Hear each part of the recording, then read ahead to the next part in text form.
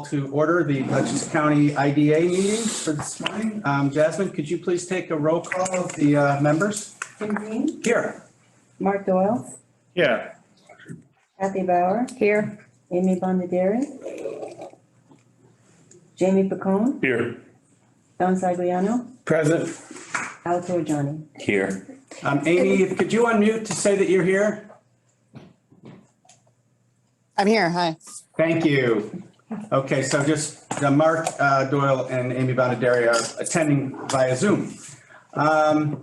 So first thing on the agenda is a conflict of interest disclosure. As we always mention, if anybody here on the board has a conflict with any of the projects that are coming before us today, I would ask that you state that conflict and for us.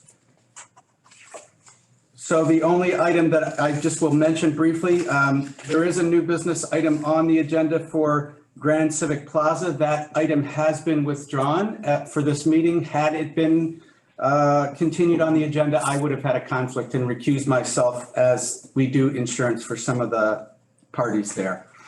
Okay, Sarah, proof of meeting notice. Yes, also I'd like to add an amendment to the agenda. Okay. I would like to, item number 10, the appointments, I would like to have that moved up to before item number 6, the report of the treasurer. Okay.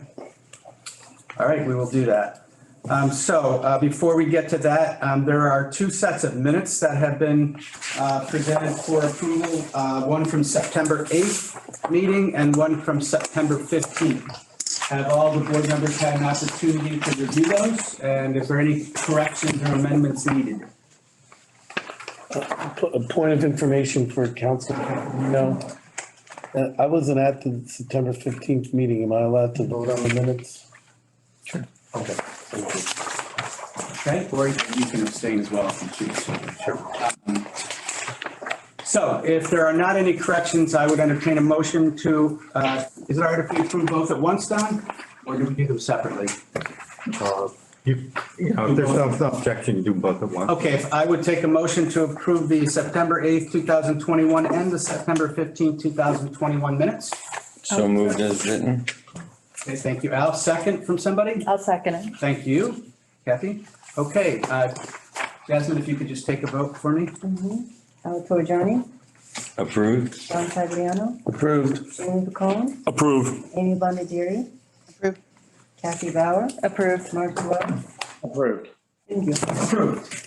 Okay, before we move to the item that Sarah asked, I just wanted to just briefly mention, I know that Sarah sent out a couple of some information to us, just as some background.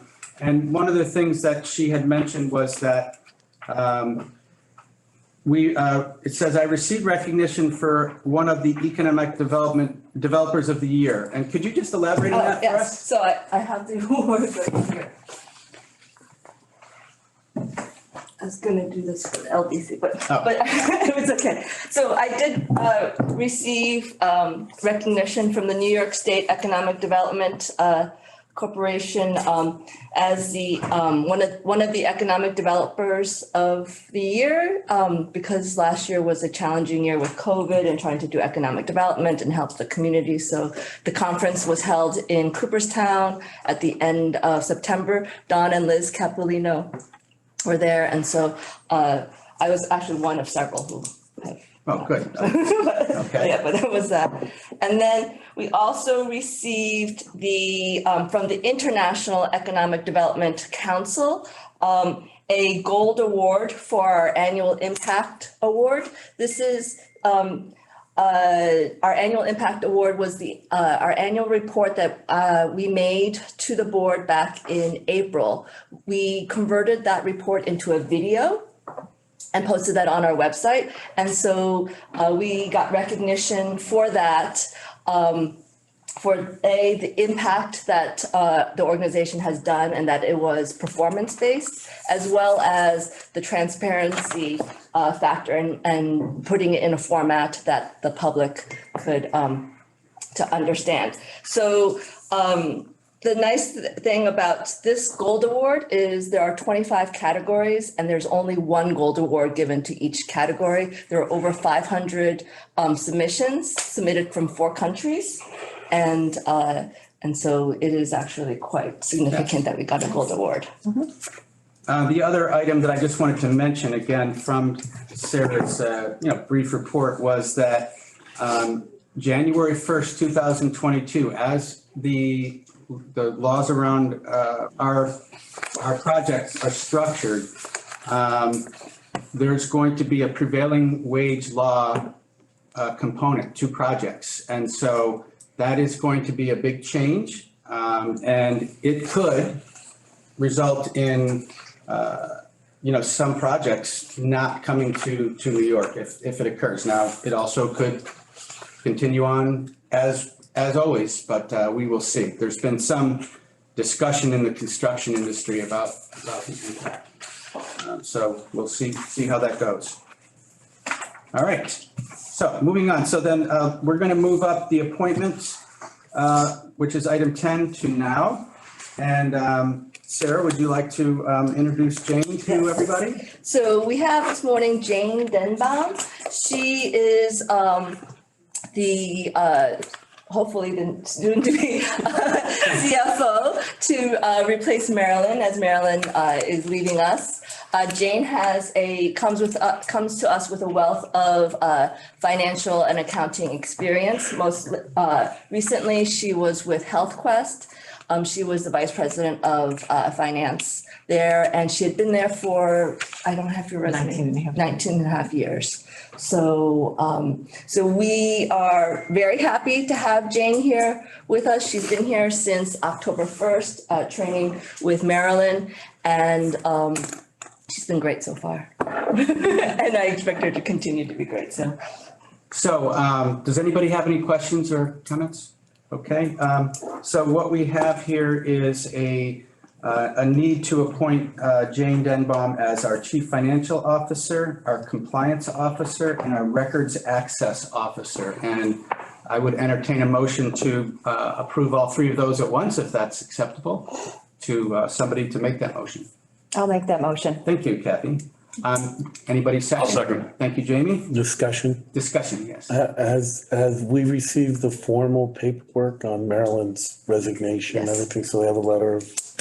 We have a resignation. Okay, so she's resigned because I wouldn't want to have 2 people in the same. Yeah. Do we need to accept that resignation, Don? Sorry? Do we need to accept formally Marilyn's resignation as by motion or is? No, she has resigned, right? Yes. She's got to accept. Okay, so we have a motion second. Any more discussion? Okay, Jasmine, could you please take a roll call vote? Al Dorjani, Approved? John Sagliano, Approved. James McCone, Approved. Amy Bondieri, Approved. Kathy Bauer, Approved. Mark Doyle, Approved. Tim Jean. Approved. Welcome, Jane. We look forward to working with you and all the. I look forward work you to will it do too. for us. Is there anything else that you wanted to say at this point or? No, I'm happy to be here, though. Thank you. Now get to work.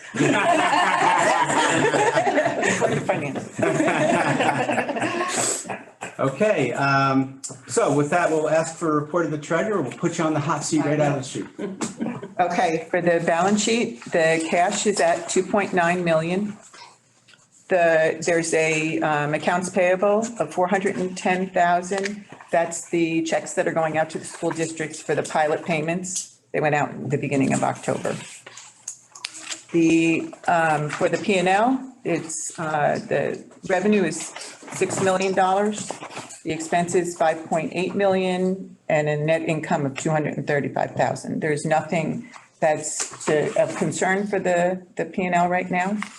So, and that's really the bottom line there. Okay. Does anybody have any questions? All right, so let's see, we don't need to approve that. It's just a report. And do we have let's see, the budget? Yes. Okay, so we're going to, it looks like Kathy's ready to talk Yes, about that. the So in your budget. packet is the budget behind the financial report.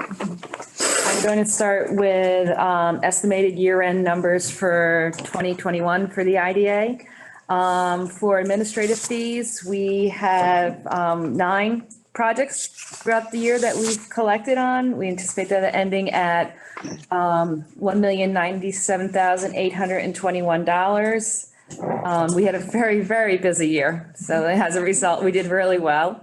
Application fees is up because of said busy year. That's 5 applications submitted.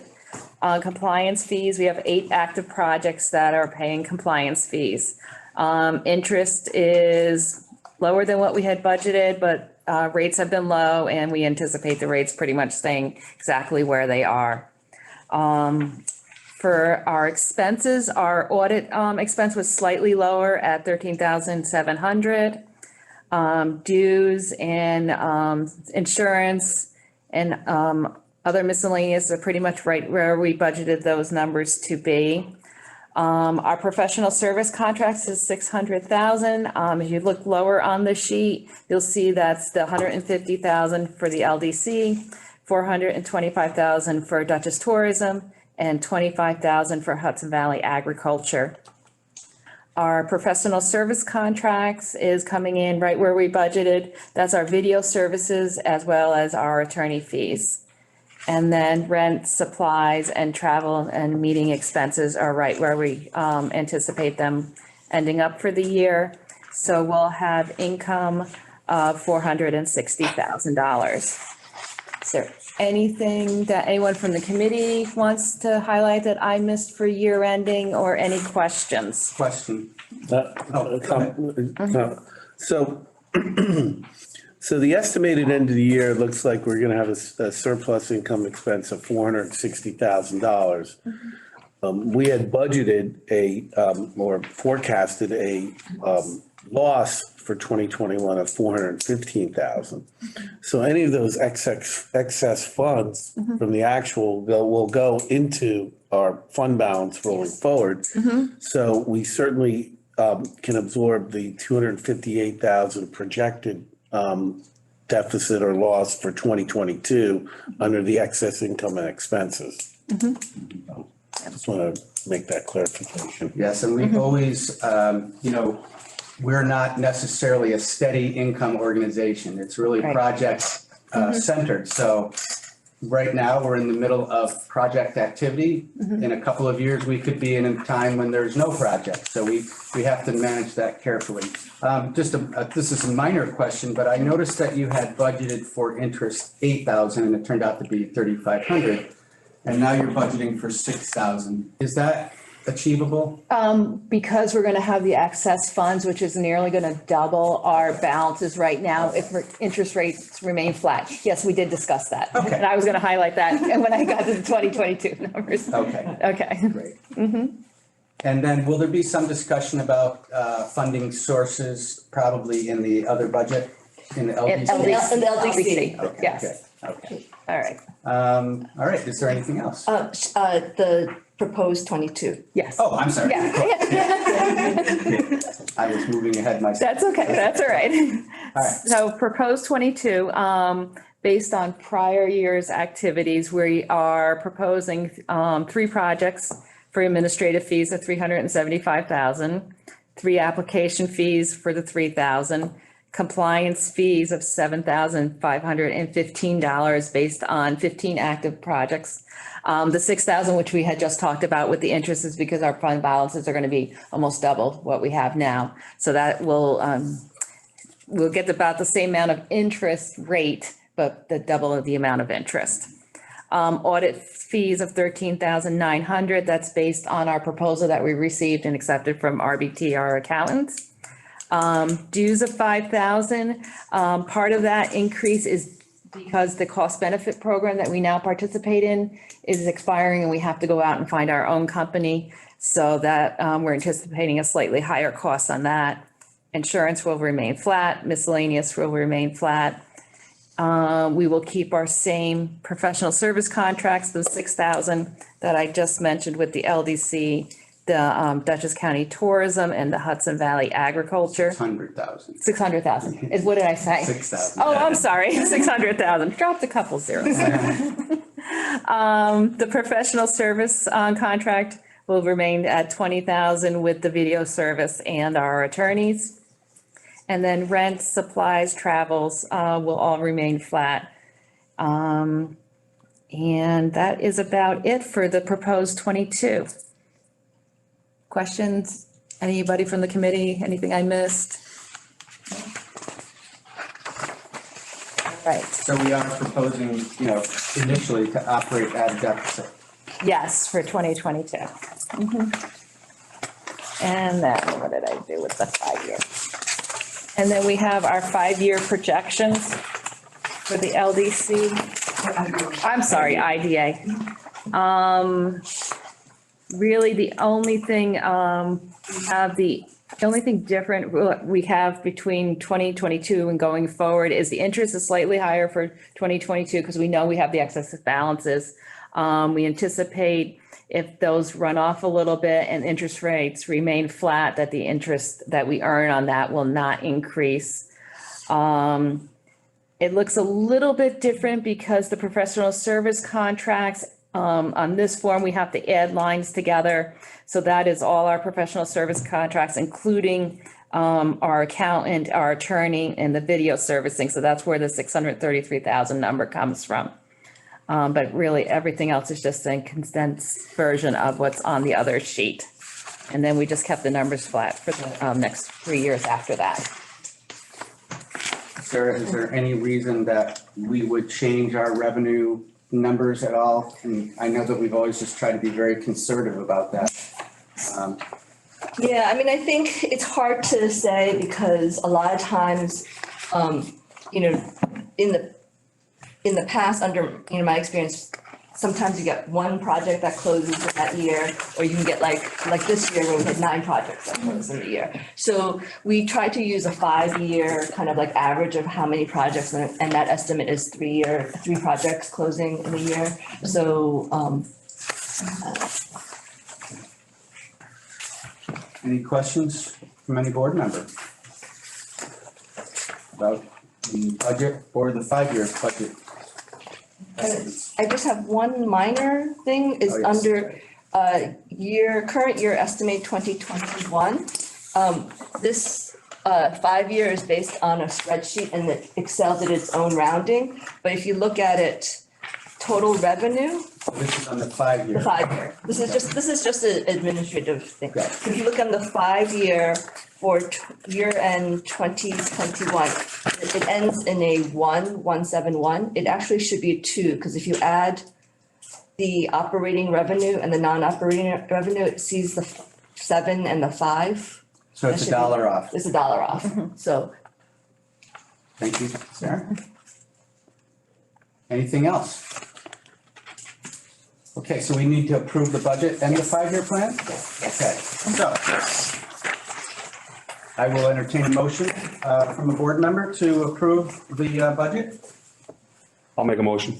Thank you, Jamie. Could I get a second on that? I'll second that, Mark. Thank you, Mark. Okay, Jasmine, would you take a vote, please? Al Jorjani, Approved. John Fabiano, Approved. Amy McComb, Approve. Amy Bondieri, Approved. Kathy Bauer, Approved. Mark Doyle. Approve. Approved. Okay, thank you. Sarah, is there any unfinished business? no. Okay, as I mentioned earlier, item 9A has been withdrawn from this meeting for discussion, so that we will move to 9B, which is a presentation by GPSDC, which we informally refer to as the GAP project. And Sarah, would you like to kick that off? Yeah, so before we kick it off, I just want to introduce that we have Gloria Nelson representing GAP here on video here. And then we also have 2 people in person, and I'll Okay. bring them in. Great.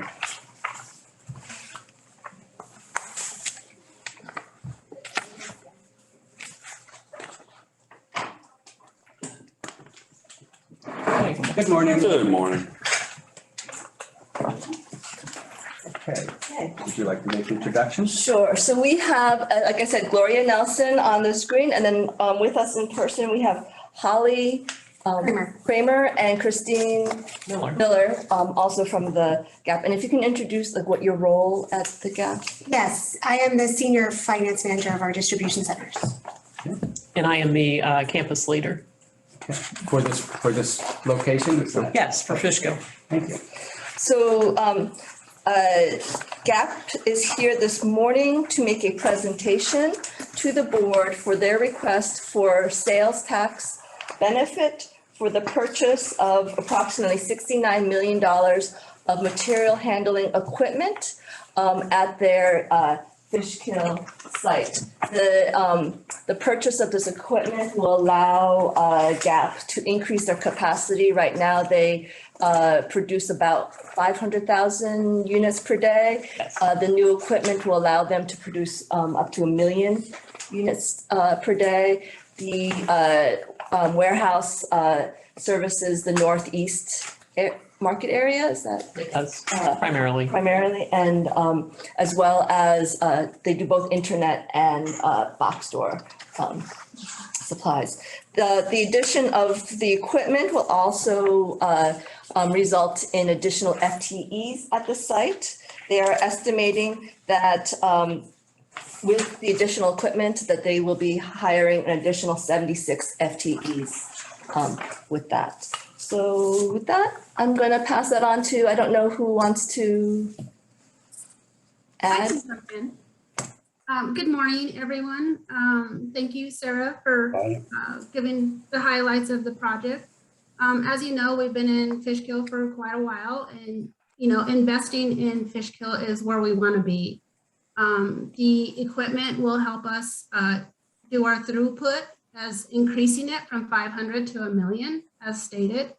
And then also our capital spend will be 69 million, 0.2 in increasing our headcount as well. The project completion, we estimate it to be August 20 of 22. There's no change to the pilot calculation. What we're requesting, we're simply requesting a sales and use tax exemption. Do you have any indication of, so the employment is important. I also understand, I would imagine that this is going to increase the number of trucks and truck drivers that are coming to the area to drop off and pick up supplies there. I know that there's been a huge development at that intersection of hotels and restaurants, and part of that is to service those drivers. Will there be more pickups and drop-offs there? Absolutely. We'll be carrying more inventory in order to support double the output. Right. In addition, supplies as well. So to ship out that many units, we need to bring in a lot of additional supplies. So we'll have more frequent deliveries of supplies to us. Mm-hmm. Any estimates on the number of the change in the number of trucks in and out? We do have our project manager, Eric Formack. Eric, can you respond to those questions? All right, can you hear me? Yes. Hi, good morning. No, we don't have an exact calculation on that. When we consider how many trucks are not completely fully loaded, so we'll better utilize the cube of the trucks coming in as well as outbound trailers. We're going to be in the ballpark of 20%, but that's a follow-up item we can do. Okay. Deeper dive on that discussion for you. I personally don't need any more information than that. Was enough for me. If there's other people that would like a more specific number, we can certainly get that. But good. I mean, I assume that there would be some growth in that, which is positive. Right. Is there other questions from the board about this? The 76 FTEs, is that construction temporary or is that full-time employees going forward? Full-time. Okay. And will there be temporary employees as well added? How many of those? It's tough to say. It's a little early in the process, so we haven't started our budget for next year. But from a seasonal perspective, we'll probably bring on a couple hundred extra seasonals. Okay. And the equipment installation itself, there'll be some, it's not a construction project, it's really a retrofit, but I would assume that there's going to be some additional labor needed, specialized labor for those equipment installation itself. That's right. Correct. May I ask a question about employment? Yes. Two parts, and that is the your average level of pay that you've stated at just a little bit over 36,000 a year. Whether you see what trend you see in that level, number one, and secondly, what your experience is in finding employees to take these positions in Dutchess County. And I ask these questions for the board's information relative to our discussion with Frito-Lay. Do you want to answer? Sure. We've increased our pay rates already throughout this year. We intend to be competitive in the market as far as that's concerned. We have been challenged with hiring full-time equivalents, even seasonals for that matter, throughout the course of this year. We're starting to see an uptick now in applicant flow, which is a good thing because we need to support our peak season here coming up very quickly. And we've also expanded our opportunities for employment by integrating our workforce to include Spanish-speaking associates as well. You offer transportation to and from your site for workers from other areas? For example, the city of Poughkeepsie. We don't currently, would be open to understanding what that would look like. I know a lot of other areas of the country have subsidized transportation for that reason, but right now we don't do that. Any other questions? So what was the pay rate that you were using to get to $35,000 and change per annual compensation?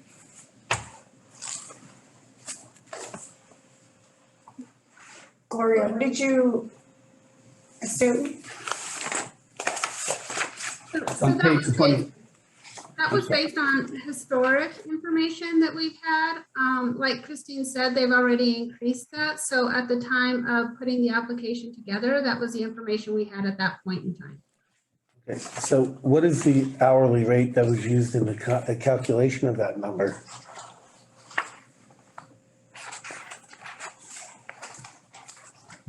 Give me just 1 second. That was based on the employees we had at the time, which was at the beginning of the summer. As you know, it's kind of changed throughout. Ma'am, just provide an hourly rate. We don't need to find out what it was. What's the hourly rate? Is it $12 an hour, $14 an hour? What's the number that you're utilizing? Okay, give me just 1 second.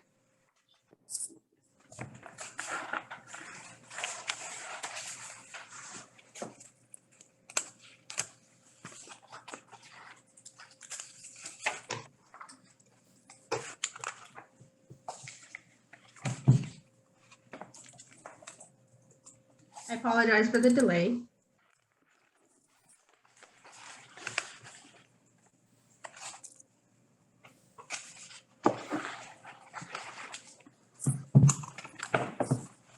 Is it possible to get back to you on that? Looking at my working data first. But I would, It would be possible. However, I find it embarrassing that a company that has a 75-page annual report cannot produce an hourly rate when we have local people here from the applicant that can't answer a question as to what you're paying your workers. That's all I want to know. So it's an average wage, and so it depends on how long. Okay, is it based on 2,000 hours a year? Is that how it's based? Yes, It's based on Okay, so- 2080. or 20, you did 2080? Okay, so if I take $35,000 and change per year, divided by 2080, what is the average pay rate for the employees that will be working there?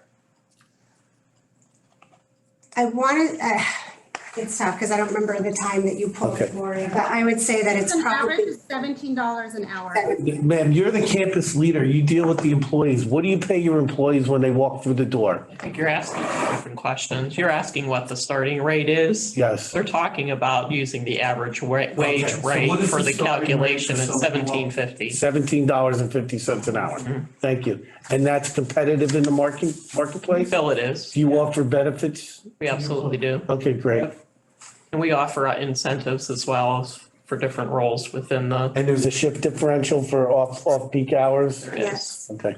So, yes, so just doing simple math from what we just talked about, 2,080 hours, and the number there of 35, that comes out to the average wage being 16.98, which is Okay. $17. That's Okay, the so- average. So this is a $69 million capital investment, and you're looking to get a sales tax benefit of approximately $5 million. If this board does not approve this sales tax exemption, would the GAP still be making this capital project outlay? Correct. Yes, You We've would? already, Yeah. we've, it's in progress now. Okay. Oh, so it's already began? I thought we can't do something if a project. So, no, so in the application, Gloria, if you can clarify, so they had to order, because of the lead time of the equipment, they had to order and put a down payment. That will not qualify for the sales tax benefit. So Yes. that's not included in Noted the somewhere. 69 million? So that's not included in the 69 million. So the machinery is a specialized and there is a long lead time in order to order that machinery. The machinery, as you said, can be retrofitted in any of the distribution centers. We have decided to move forward with the Fishkill Distribution Center. So the amounts that we have placed in order to acquire or start the process in the machinery, we had to put down payments on it. That it would not be included in this. Okay, and how much was that amount of money that was outlaid already? This would make a difference, it would just add to what the total project actually is, if it's not 69 million. What was the amount of that down payment, Ms. Nelson? Approximately 4 million. Okay. And then I have one more question. Is there a clawback provision on the job creation with this applicant in place now? Because this is an amendment to an existing agreement. When there was an amendment back in 2017 and 2018, we added those provisions in because it was not in the existing lease agreement. So this would be amending we'd be onto the Fifth Amendment of the lease agreement. It would contain clawback provisions and we would put in new ones for these additional benefits and the additional jobs. For these prospective 75 jobs, I believe I saw 76. 76. Sarah, can you comment on the history of the GAP and how they've achieved on their or not on their job targets? So, so the GAP project goes back to 1999. And they, at the time, the pilot was based on square footage. And so based on the amount of square footage the GAP utilized was then used to calculate their pilot percentage. When they came to us in 2014 to do the expansion project, we changed their pilot formula to be employment-based. So based on the number of employees that they have on site, it will affect the percentage they pay on their pilot. So the more employees that they have employed, the lower their pilot rate goes, and then the opposite, the less employees, the higher their pilot rate will be. So so that is a performance based pilot that we have for them. It's a little bit different than the other pilots we have. They have exceeded since 2014. They have exceeded their numbers. They, in the 2014 application, they stated they would have 1,200 employees, FTEs at the site. Their most recent, the 2020 report that we received, they had 1,400 FTEs at the site. The number of bodies or headcount exceeds that number because we use FTE as our standard. Any other questions? So Don, as a follow-up to your question, you know, one of the things we are always asked is the what for question, right? And I guess I need some clarification on that. Yes, so as Gloria stated, that they have identified the Fishkill site, it has the capacity to undertake the additional work. The equipment can be retrofitted to any of the Fishkill sites, so if. Any of the Fishkill? I'm sorry, any of their distribution sites. So it can be, if they are unable to secure the sales tax benefits, they would have to go back and relook at their, from what I understand, their financials to see if it would still be, I guess, reasonable for them to invest and go forward with the Fishkill site, or if they should move this equipment to another site. Is that an accurate statement? Yes, the machinery can be retrofitted in any of our distribution centers, and that is why it's specialized. It can be moved. We want to secure in Fishkill and move forward with Fishkill because we've had a great partnership with Fishkill, and so we would want to remain in Fishkill and move forward with this project. Other questions? I have just, sorry about this, a follow-up on the employment question. And the answer to the question about benefits was affirmative. Yes, they do provide it, but perhaps I'm trying to judge the overall cost of employment. Do you have a figure for the total cost to the company of employing the average employee on the site? It is, so between our fixed benefits, so we do provide medical, dental, eye, and in addition to PTO and holidays, sits around $24. All right. That's the total wage. The benefits, Yeah. yes. Instead of 17, it would be 24. Correct. Okay. And then on top of that, we do pay for performance, we do incentives, we do shift diff, driver diff. We're competitive in all of those differentials. Thank you. Any other questions?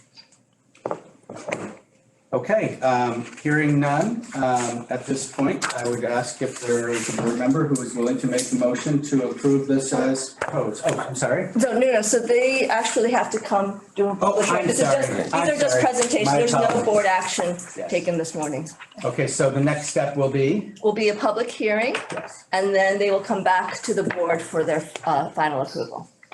Okay, so do we need to? We need a preliminary? Preliminary? No, because we already have, these are existing Oh, agreements. right. It's amendment. It's an amendment. Okay, So- okay, so the next step will be a public hearing, and then we will take the public's comments and any other comments or questions you have at that time for a final approval or not. Okay, thank you all very much. Thank you. Have a nice day. You too. You know, and congratulations on your gold award. Oh, thank you. Thank you. Okay.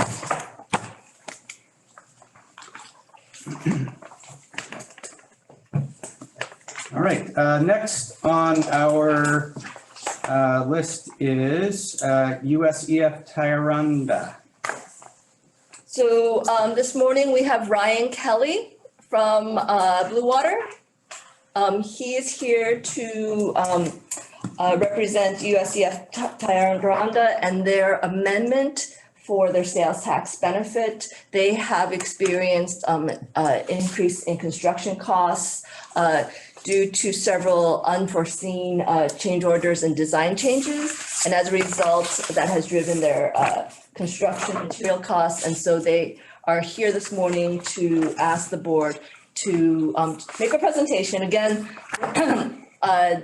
no board action is required, but we have Ryan Kelly here to present to the board the reason for additional sales tax benefit. And just to be clear, because it's 200,000, we will need another public hearing? Yes, because of the benefit amount. it will require a public hearing. So, Okay, so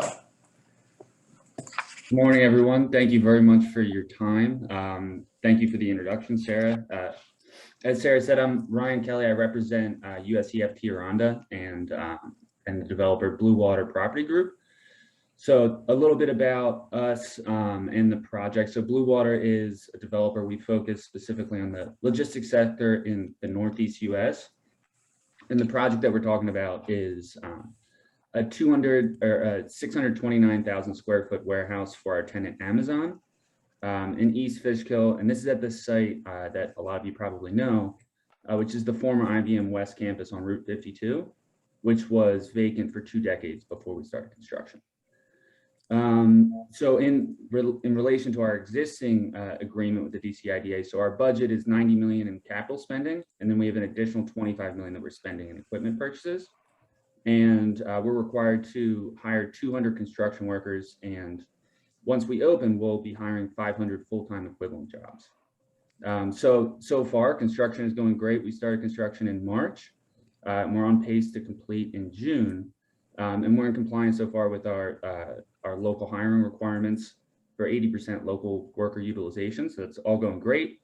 But as Sarah said, we've had a number of tenant change orders, specifically, which have increased our cost significantly, especially for material purchases. So those change orders are design change orders, various across the project, and they've driven up costs specifically for concrete is the big one, light fixtures, and then especially for steel, which we've seen historically high increases in steel over the past 6 months. So those are the primary drivers for what has increased our material purchases budget, which we believe will increase by 2.5 million higher than we had anticipated. So our ask is for an increase in our cap of 200,000, which is the proportional amount. So I'm happy to answer any specific questions on any of those change orders or on the project in general and the progress we've had so far with compliance. my comment, just a comment by myself, is that this is not the first project or probably the last that we will see face inflationary pressures and change order pressures on some of these projects. And if we conceptually have agreed with the project at 90 million, and the reason for this change is an inflationary type, pressure, I would personally be in favor of it. But again, at this point, I think that's a contractor problem to me. Because we do work all over. We see other projects here that are all facing the same thing. It's not like we're all putting our hand up saying, can we get more money because stuff is going up? But what happens when it goes back down in the spring? It's starting to decline now. Mm-hmm. So no one knows what's going to happen. And then the rates are so low, it should be offsetting this. To me, it sounds like it's the contractor issue on the inflationary cost. But they can only get the benefit if they spend the money. So if they spend less, they don't get it, right? yes. This is just for tax, sales tax exemption. So it is self-adjusting in that regard. Right. So it's only sales tax relief to the extent that they spend it. But I don't know if it doesn't necessarily change your perspective. Yeah. They should, listen,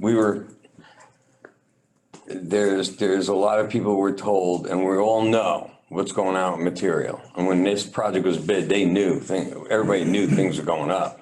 So where's the numbers showing that they're meeting, they paid so much in sales tax and now this is like a protectionary thing, or, Which, again, I would ask Sarah to comment. We do require. So they do report to us on a biannual of their sales tax spending, and they are close proportionately historically looking at projects. They have not exceeded that sales tax amount yet, but they are, close to exceeding that soon. So this is a kind of a preemptive measure just in case. They continue to see that increase in material costs.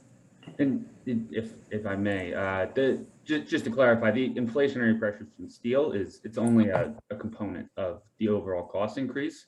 The larger component is due to the unforeseen change orders coming from the tenant. And I'm happy to walk through specific examples.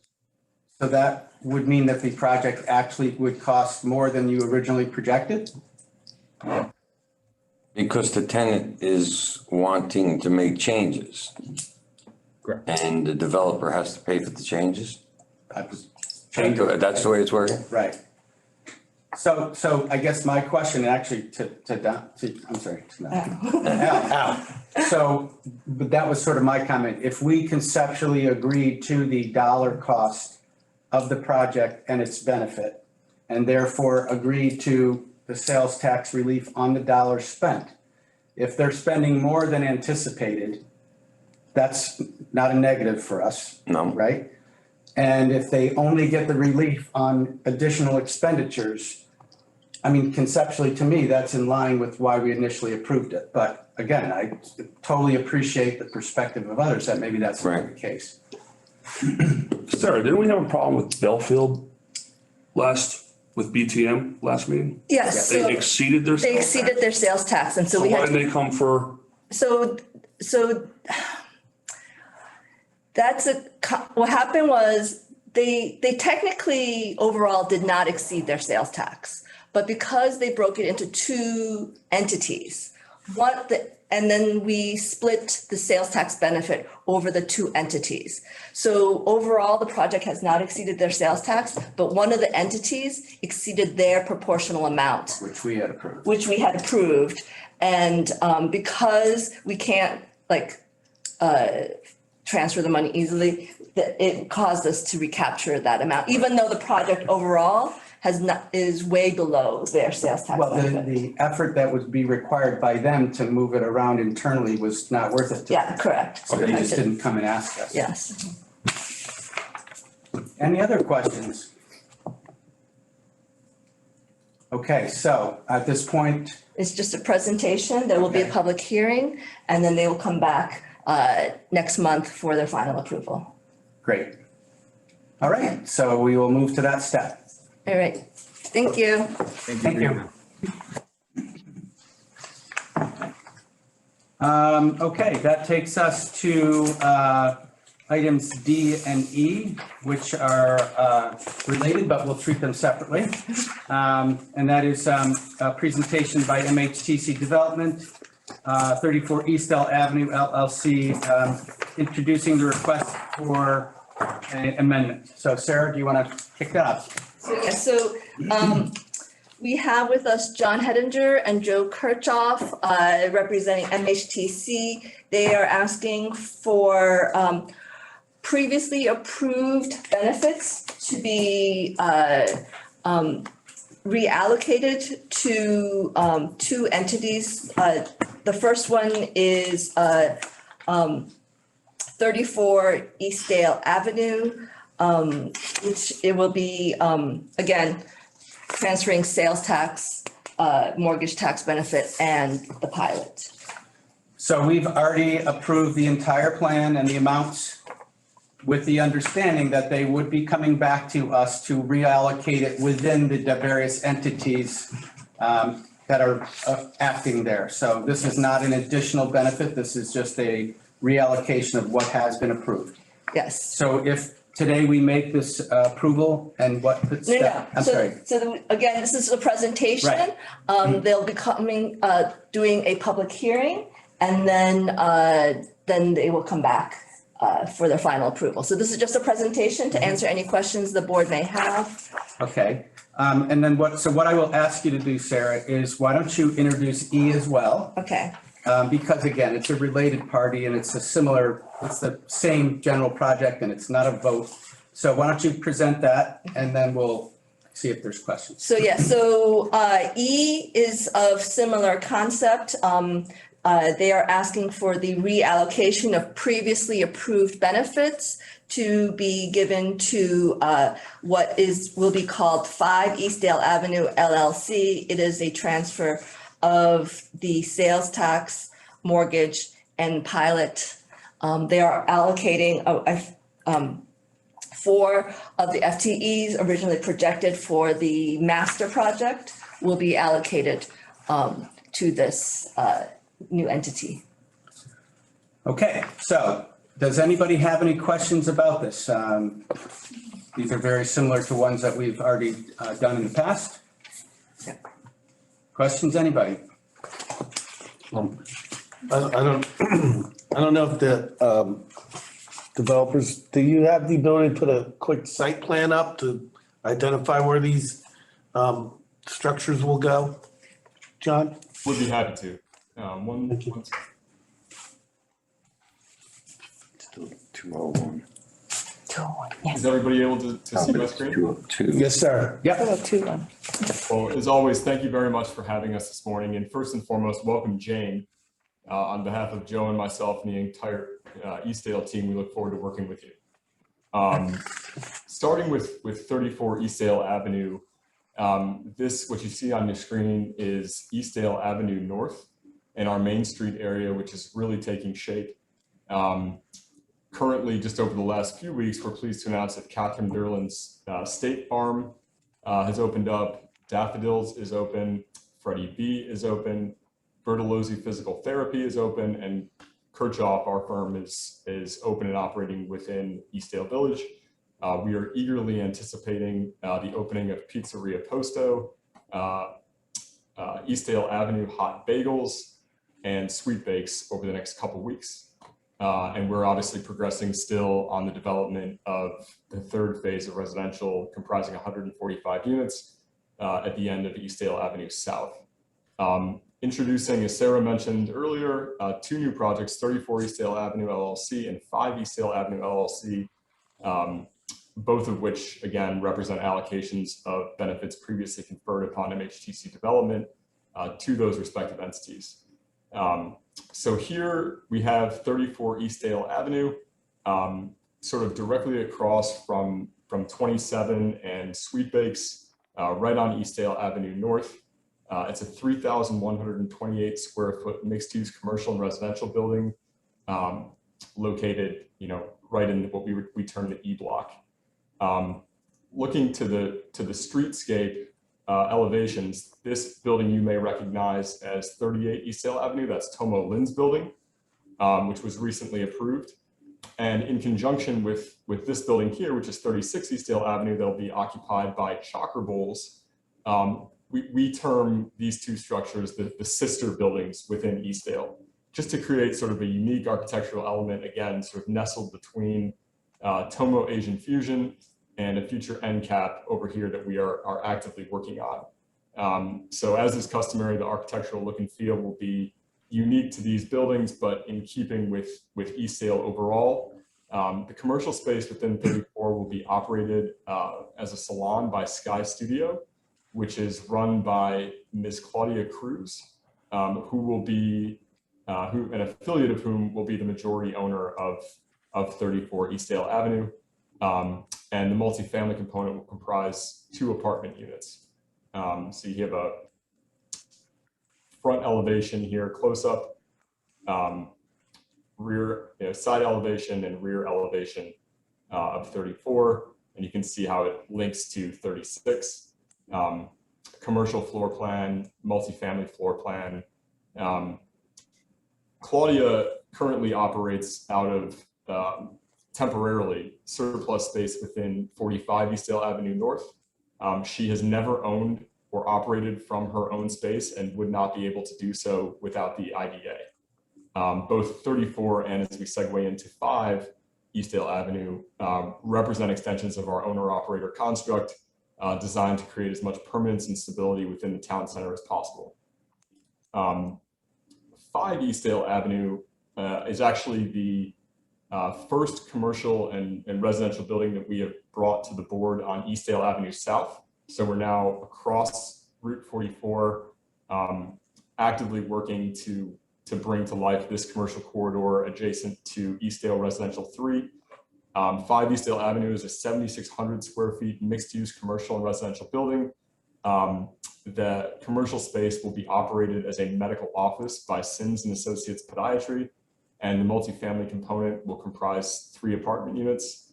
Architecturally still being refined, colors still being selected, but again, very traditional, clean look and feel. front elevation, side elevation, rear elevation. 5 Eastdale Avenue will be majority owned by the partners who operate Sims and Associates Podiatry. And as with Ms. Cruz, this group has previously not owned its own space, has not been in a position to do that, and would not be in a position to do so without the IDA benefits present at Eastdale. This is the medical office floor plan as it currently is conceptualized, and this is the multifamily component as currently conceptualized.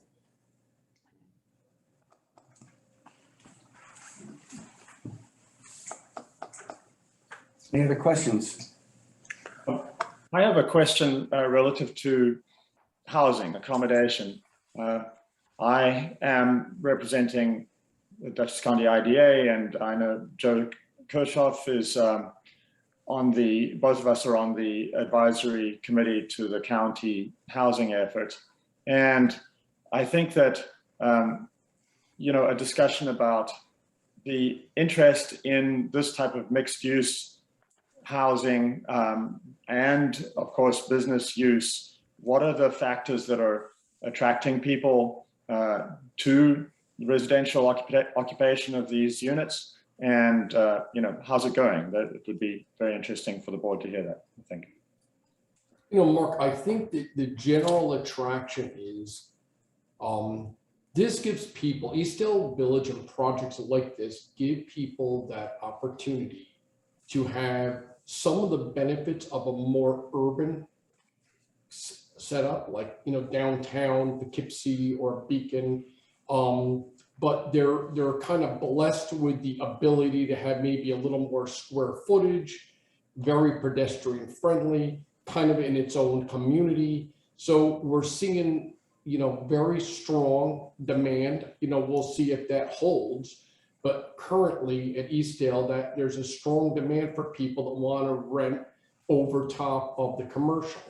And why that is if you're in a large building, which also has high demand right now, you have typically windows on one side of the unit, unless you're on an end cap.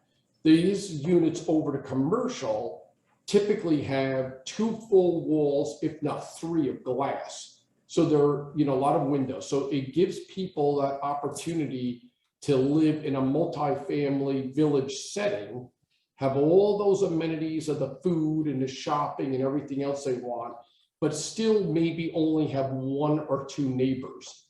And quite frankly, Mark, the units over to commercial are renting quicker than we actually anticipated.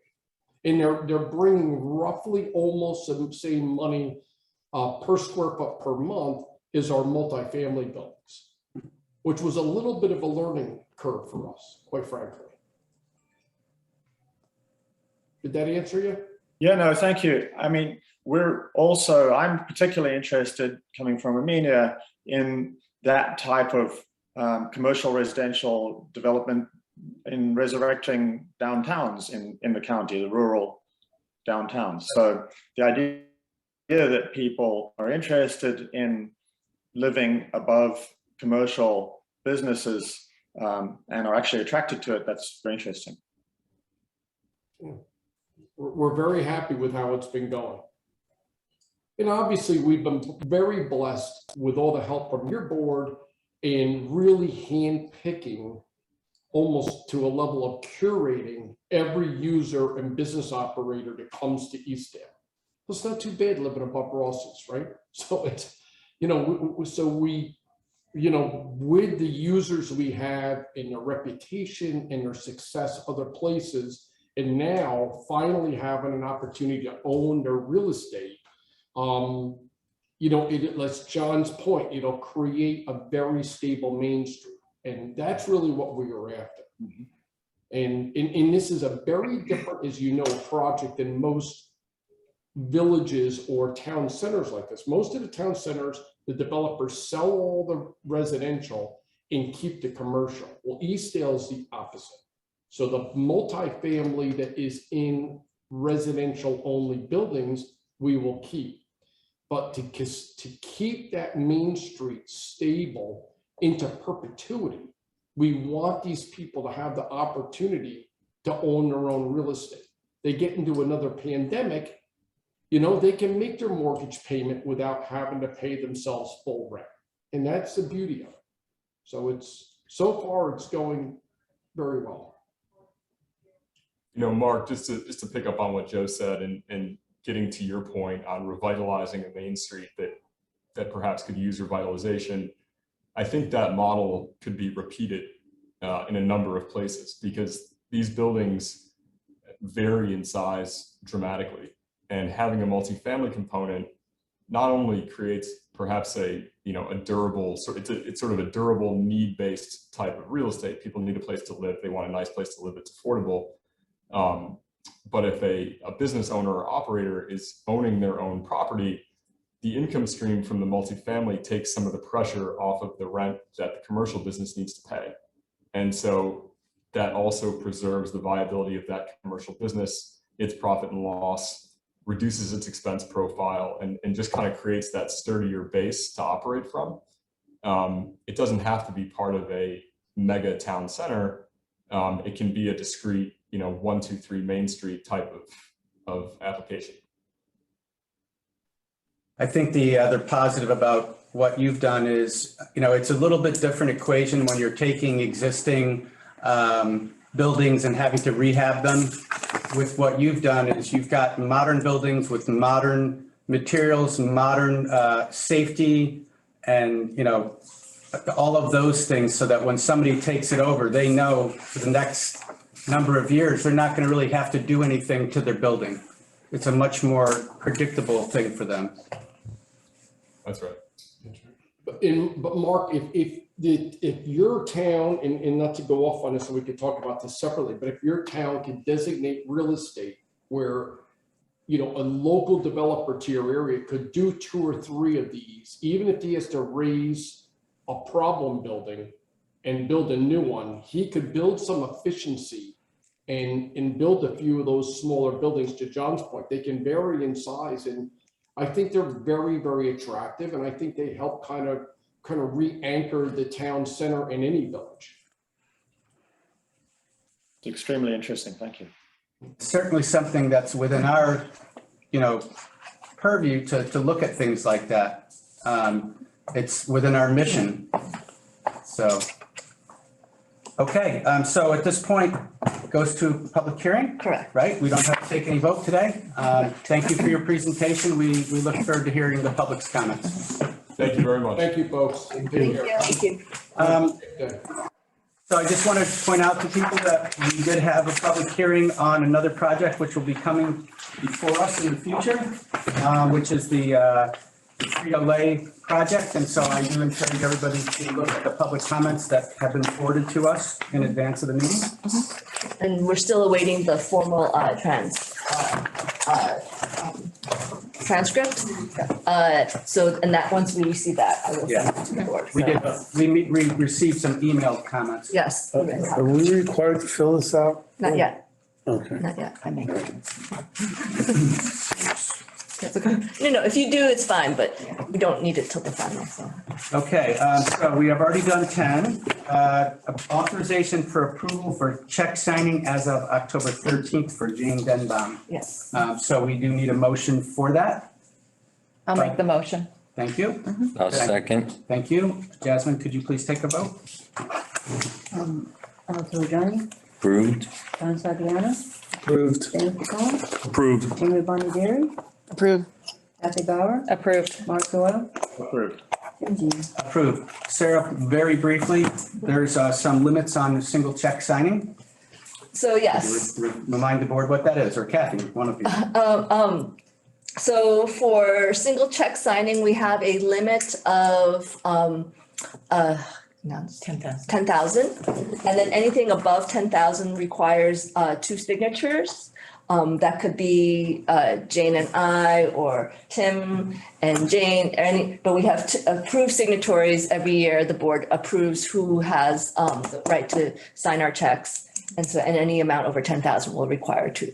And I do also receive, prior to checks being cut, the background information on the checks and individually and identified in the amounts that I initial and approved. Yes, so the, every, bill paying, period, which is every 2 weeks, Tim gets, a copy of all the checks to be signed regardless of what amount that is to review. Okay, any other business for the IDA? Yes. You touched on something earlier about the possible new legislation beginning 1/1/2022 regarding prevailing wage. Yes. Will that have any impact on existing projects? Only new ones. No, only one, if the project has not yet been induced. Okay. So, you should know that there are a lot of issues with that. There's a board that is supposed to be interpreting and governing that and granting waivers if required. And they haven't appointed the members of the board yet. So without without any real guidance. The other thing is that it's based upon a percentage of the benefits that are granted compared to the construction cost. And there's no definition of construction cost. So everybody is trying to figure out exactly how this goes. But it won't affect anything that. They do it in Rockland County. Yeah. They've been doing it for quite a few years in Rockland. And is there a dollar, like, is it? Over $9 million project. No, 5 million. I'm sorry? Any project over 5 million 5 million, is it? and is receiving, right now as it's currently drafted, it'd be 5 million, and any project that are receiving 30% or more in public, public benefit. The other issue is the definition of public benefit, because they are including historic tax credits in that IDA benefits, state benefits, federal benefits, and grants from private entities. So it's kind of, we're trying to get clarification of what benefit means and when that will be enacted, because there are certain tax credits that don't happen at the time of when we would be inducing the project, and then later on they get a tax credit, and if that pushes them over, at that what point, what happens then, and things like that. So there's a lot of unknowns still. So this was passed as part of the COVID package early on without much discussion or debate. So I don't know, with it being passed with some of these questions, whether that will slow down its implementation or it'll bring things to a halt until they're resolved. But what are you seeing as the effects, and have you? Rockland, it was tough for a while, but then it depends on the size. Most of the ones we've seen down there, they were, they either paid the tax and said, well, we can't afford it, but we have to do the project. So they went forward with the project, a lot of them, the ones that I've seen. And some of them just, it was too big. It was big enough that they needed the prevailing wage. They went with PLAs, which helps a lot because you can get a negotiated rate, and that supersedes the DOL prevailing wage. So that's why the unions like this, because like Westchester County, everything out of Westchester County now is project labor agreements. And they, keeps everything in control, especially for wage fraud, stuff like that. So overtime, you could restrict, hours of service and all that. So after an initial period, it seemed to go okay. Be a shock, maybe a shock in the beginning, but because developers, They have to make a financial decision, whether they go ahead. Like Amazon's using, they're 100% union down there. Are they? But they got discounted rates from the union. Project. Basically, that's what it's almost like a PLA. They all got together and said, hey, we're going to give you discounted rates. Okay, well, that's. And so they're paying a lot less, a decent amount less, almost $20 an hour less than normal. And some of these, some companies that bid, they're bidding almost our rates anyway. Got it. And people just don't know that, Right, because of the shortage of labor and construction, right? So, Okay, all right, so we're going to adjourn the IDA meeting.